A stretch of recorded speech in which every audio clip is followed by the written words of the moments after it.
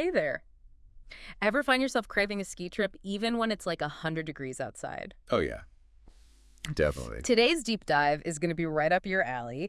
We're talking all about indoor ski resorts. You guys sent in some super interesting articles on this, especially a brand new mega resort in Shanghai, Ah, China.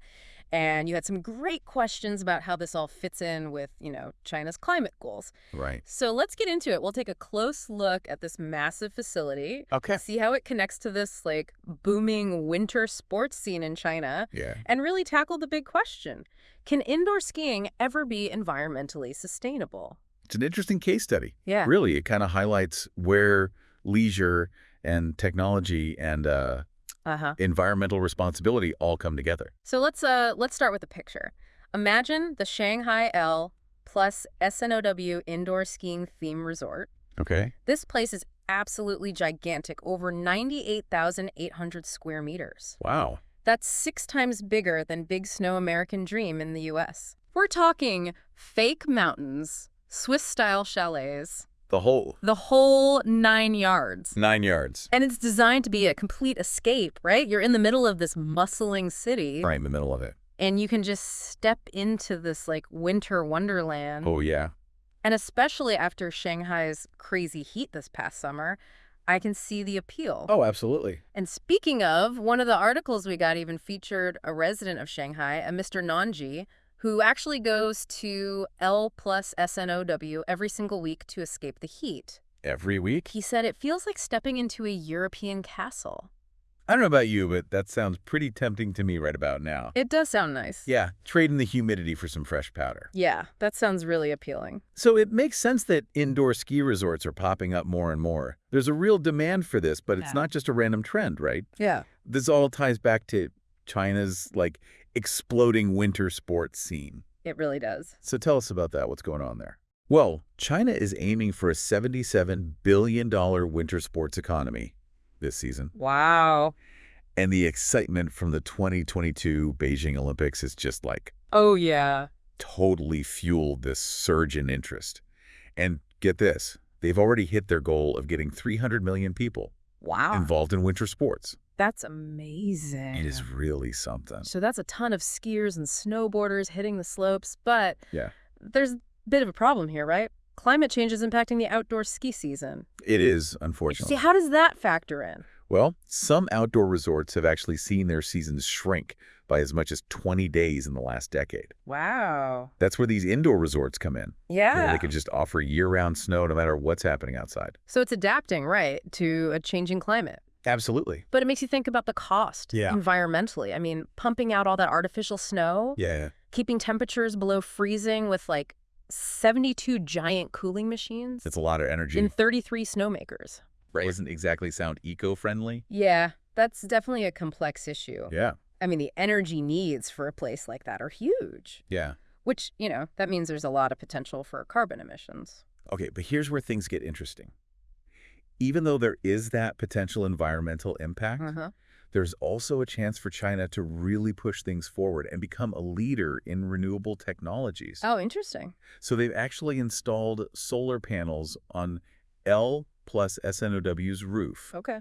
And those panels could cut a significant amount of CO2, something like 2,000 tons annually. Wow, that's a lot. Yeah. So it shows that they are at least attempting to incorporate some of these sustainable practices. Yeah, that's great. But I did notice, in the articles you sent that there are some differing opinions on this. Oh, yeah. Some people are a bit more skeptical. For that. So, for example, Mr. Laughlin sees this as an opportunity for China to kind of develop cutting-edge sustainable technology Okay. and actually become a leading exporter in that field. That would be amazing. Right. But others like Mr. Dingle and Mr. Liu, they're not as convinced. They're really highlighting that massive energy use Yeah? and the reliance on artificial snow and these cooling systems. And they're wondering, can a resort like this ever truly be sustainable? It's a valid point. Yeah. Even with the solar panels and other measures they're taking, Right. it's a lot to overcome. So what do you think? Do you think this could actually be a positive example? Because the operators are saying that people won't have to fly as far for snow. Okay. which, that cuts down on Hmm. emissions. And they also highlight all of their energy-saving efforts, like the ice storage system Uh-huh. and the waste heat recovery tech. Okay, those are good steps. So are they doing enough? Well, it's definitely encouraging to see them making those efforts with Mm. energy efficiency and all. Yeah. But I think we have to look beyond just the resort itself. Okay. Like, how are Yeah. people getting there? What about the impact of actually building the resort Yeah. in the first place? Nah. And what are all the hotels and accommodations nearby? Mm. Is the whole ecosystem around the resort built with sustainability in mind? Yeah. I think that's a really important piece of this. It shows how interconnected all these issues are. It really does. And I think it brings us back to that tension Right. between wanting to have fun and go on vacation and, this urgent need to address climate change. It's a tricky balance. And it's a question that we all need to think about. Yeah, absolutely. So we've laid out the challenge. Now, what if we kind of flip the script and imagine a future where indoor ski resorts are truly sustainable? Okay. What would that look like? That's the big question, isn't it? Yeah. I think it would take innovation on every level, Yeah. but first we got to drastically reduce how much energy these places use. Okay, that makes sense. But how do we actually do that? Like, what are we talking about specifically? Well, for one thing, we got to keep investing in renewable energy sources, Okay. like solar and wind power. But we also need to think even bigger, like Uh-huh. explore totally new solutions. So what are you thinking? Well, imagine cooling technologies that use way less energy, Right. or new building materials that are way better at insulating these huge structures. Uh-huh. We can even use AI to optimize the energy management within the entire resort. So basically, a total technological overhaul. Pretty much. But sustainability isn't just about the tech, right? It's about changing how we do things, too. You got it. We need to rethink how we even get to these resorts. Okay. Can we encourage people to use more sustainable ways to travel? Like public transportation or electric vehicles. Exactly. And what about eco-friendly hotels and stuff nearby? So creating a whole sustainable ecosystem. Yeah, not just focusing on the resort itself. It's a lot to think about. It is. But think about it, a world where you can hit the slopes without feeling guilty about your carbon footprint. It'd be pretty awesome. Right. And it's not just about the individual skiers. Think about the economic benefits of all these new technologies. China could be a global leader in this whole area. Absolutely. Yeah. They could export that knowledge to other countries that want to build their own eco-friendly ski spots. So it's a win-win for the environment and the economy. Exactly. And don't forget about the social benefits. Oh, right. Like what? Well, these places provide a way for people to get outside. Especially in cities. Exactly. And, being active is good for you. It's good for your mental health. It's all connected. It really is. So it's finding that sweet spot where having fun, taking care of the planet, and taking care of ourselves all come together. That's the goal. Okay, but we can't just snap our fingers and make this happen overnight. What are some things we can do now to get the ball rolling? Well, And as consumers, we can choose resorts that are actually making an effort. yeah. And we can demand more transparency from these companies. Like, tell us what you're doing to be more sustainable. Absolutely. We have the power to make a difference. And don't forget about innovation. We need more research and development into things like those super efficient cooling technologies and building materials. Oh, yeah, that's crucial. It's going to take all of us working together, governments, businesses, scientists, and consumers, if we want to make this a reality. I agree. You've mentioned the word recreation a couple of times, and it makes me wonder, is that part of the problem? What do you mean? Well, do we need to rethink how we approach these activities? Mhm. Recognize that having fun also comes with a responsibility to the planet, That's a good point. especially with climate change. We can't just keep doing things the way we've always done them.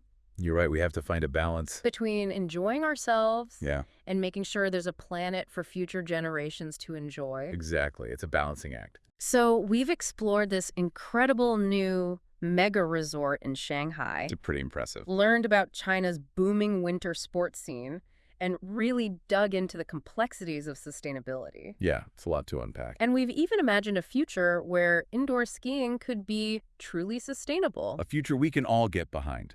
It's been a great conversation, and hopefully our listeners have a better understanding of all the different angles here. I hope so. But before we wrap up, I want to go back to something you mentioned earlier, this idea that China could become a global leader in sustainable technologies for indoor ski resorts. Right.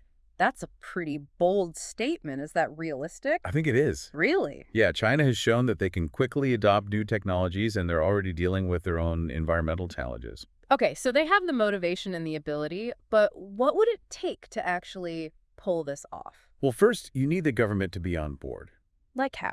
Investing in research, setting ambitious goals, and giving companies incentives to go green. So basically setting the stage and showing everyone this is a priority. Exactly. And they need to encourage innovation. Okay. Get researchers, businesses, and entrepreneurs working together, Right. create a space where new ideas can thrive. So it's about having the right policies and the right mindset. Exactly. And let's not forget about international cooperation. Oh, right. Like what?